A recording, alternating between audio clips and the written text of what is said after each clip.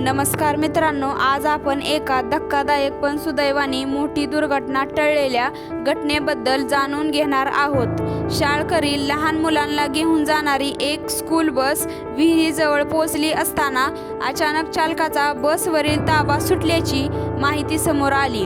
बस विहिरीच्या अगदी काठावर जाऊन अडकली आणि काही क्षणांसाठी विद्यार्थ्यांसह परिसरात एकच खळबळ उडाली।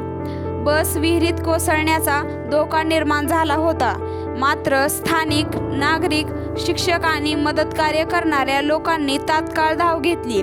त्यांच्या सतर्कतेमुळे बस विहिरीत पडण्यापासून वाचली आणि मोठी दुर्घटना टळली। घटनास्थळी उपस्थित असलेल्या लोकांनी मुलांना सुरक्षित बाहेर काढण्याचे काम सुरू केले।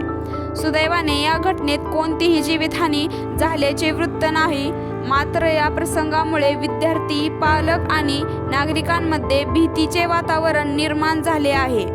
या घटनेनंतर बसची तांत्रिक तपासणी, रस्त्यांची सुरक्षितता आणि विद्यार्थ्यांच्या वाहतुकीबाबतच्या नियमांचे पालन यांवर पुन्हा एकदा प्रश्नचिन्ह उपस्थित झाले आहे।